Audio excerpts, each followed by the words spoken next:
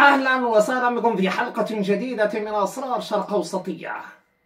الزورق المسير طوفان واحد الذي قام بعملية تشيتار ونجح في إحراق السفينة وإغراقها، هذه السفينة اليونانية التي استبقت تهديد حسن نصر الله لقبرص، فكانت الرسائل موحدة باتجاه من يحتضن القواعد الأمريكية في قبرص واليونان، وهي التي ستسخر أو على الأقل كانت مسخرة في حرب غزة وتعمل خرائط على تسخيرها في الحرب على لبنان.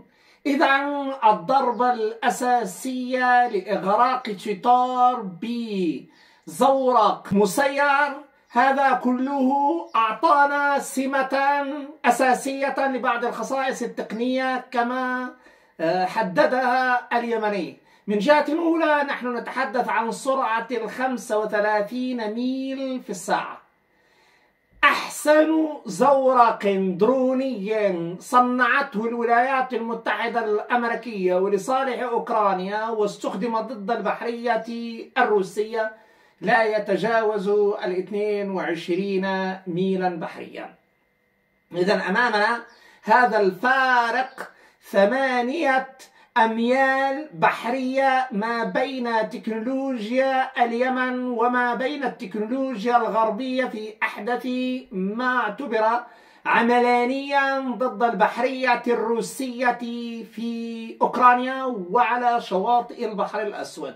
إذا هذه الخاصية تعطي الامتياز لأول مرة لليمن في مقابل الناتو، مقابل الولايات المتحدة الأمريكية، والأهم من كل هذا في مقابل أوكرانيا. وأمامنا ماغورا V5.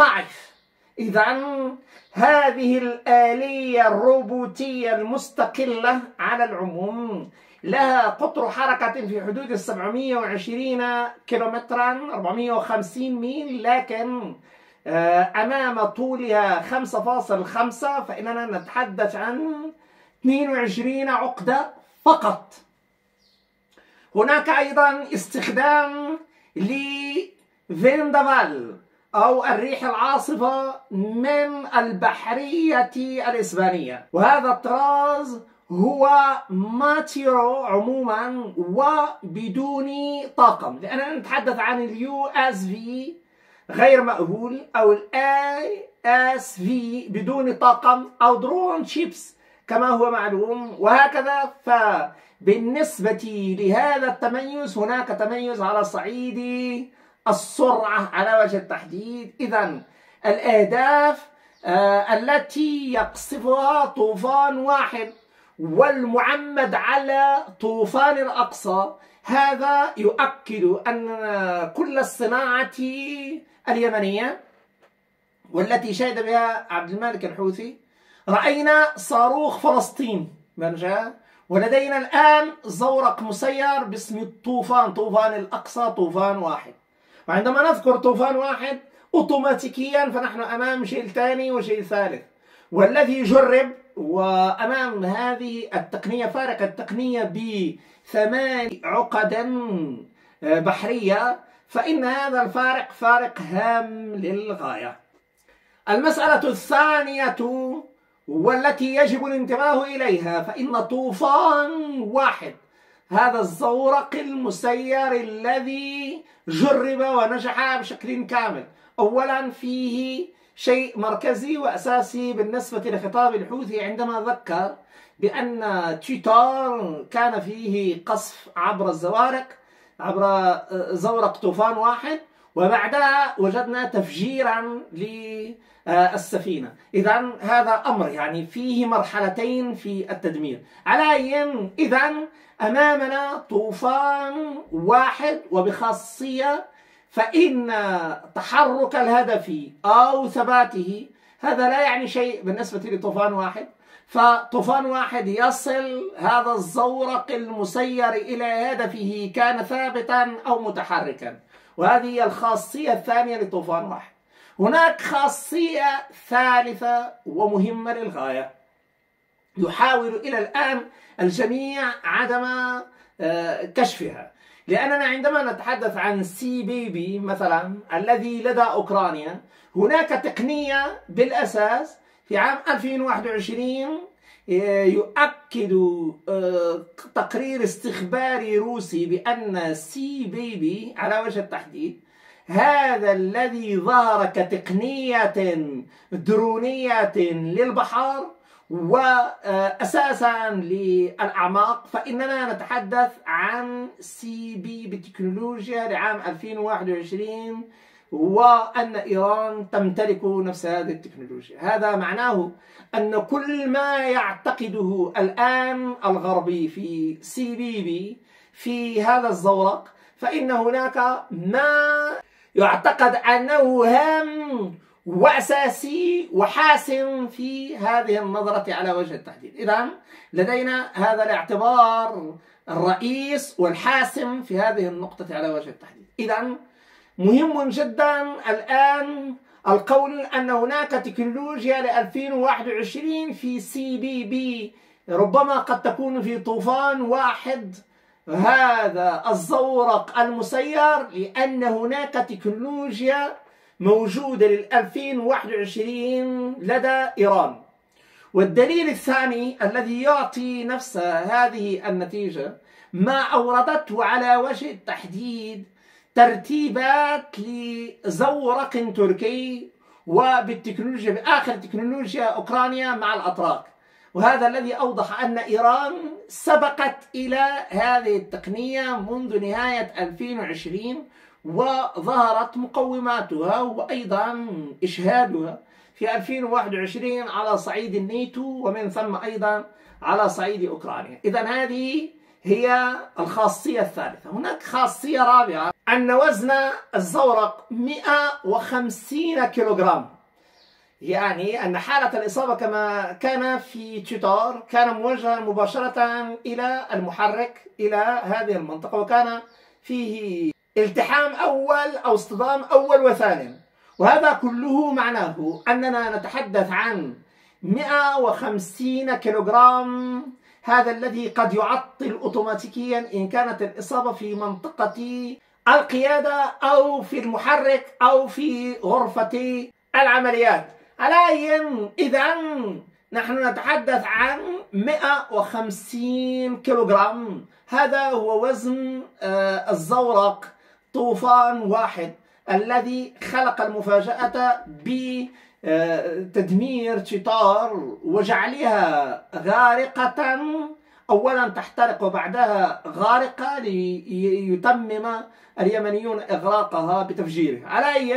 إذن أمامنا هذا التطور الاستثنائي لجعل تويتر، وهناك أيضا سفن أخرى. مهم جدا في هذه النقطة أن هناك إغراق للسفن اليونانية التي أعلنت تحالفها بشكل مباشر وإلى جانب قبرص في هذا المثلث الإسرائيلي اليوناني القبرصي. إذن أمامنا إسرائيل اليونان قبرص، وإغراق اليونان، إغراق هذه السفن اليونانية رسالة قوية للغاية بالنسبة لأي مشاركة يونانية أو قبرصية في الحرب المحتملة من إسرائيل، رغم أن الجميع يقول باستبعادها إلا إن كانت هناك مغامرة. هذه المغامرة ممكنة. إذن أمامنا هذا الإغراق في السفن اليونانية، وهناك إغراق في السفن الأوكرانية. إذن الأمر هنا دقيق جدا. كيف يعقل أنه في اللحظة التي أغرقت فيها تويتر أغرقت فيها سفينة أخرى أوكرانية رغم الحماية التي عمل عليها الأمريكيون؟ والآن الأمريكي يطالب الاتحاد الأوروبي برفع طواقمه للحماية، لأن الحوثي يتحدث عن إغراق أو إصابة، وبين الإصابة والاستهداف والإغراق وصل العد إلى 153 سفينة، ونتحدث فقط الطاقم الأوروبي عن مواكبة 164 سفينة فقط. هذا معناه أن كل أوروبا كل ما حمته أوروبا بما فيها بريطانيا من هذا الاتجاه، فإننا نرى وبشكل واضح جدا أن حالة الاستهداف قدر ما يحميه الأوروبي بكامل أوروبا، وهذا معناه أن كثافة هذه الحرب فعلا قد تؤكد ما وصل إليه استنتاج أسوشيتد بريس وغيرها من الوكالات الصحفية عندما تحدث المسؤولون الأمريكيون عن أكثف معركة بحرية تجري بعد 1945 قبل إنشاء إسرائيل في 48 900 وألف. إذن هذه نقطة، أن الحرب اليمنية الأمريكية حرب كثيفة، هذا مهم جدا. المسألة الأخرى وأيضا هامة على الصعيد التقنية، تقنية أساسية نراها بوضوح في السرعة والدقة. إذا هناك سرعة 35 ميلا بحريا في الساعة، وهناك 22 ميل بحري بالنسبة لأهم الزوارق الدرونية أو غير المأهولة أو المسيرة في أوكرانيا، 22 ميل مقابل 35. إذا هناك السرعة وهناك الدقة. الدقة يتناسب كل من الأوكراني واليمني في التصنيع الآن، أيا كان الذي يدعم أمريكا في هذا الاتجاه أو إيران في هذا الاتجاه. وفي كل الأحوال الآن فإننا نجد أن هناك قفزة ضرورية لا بد من تسجيلها بخصوص الأهداف التي يمكن أن يدققها الزورق ويصيبها، وهذا له أبعاد شديدة الأهمية. لننتهي إلى خلاصة مركزية أن اليمن اليوم تصنع خيرا من أوكرانيا، فهل يمكن تصديق ذلك؟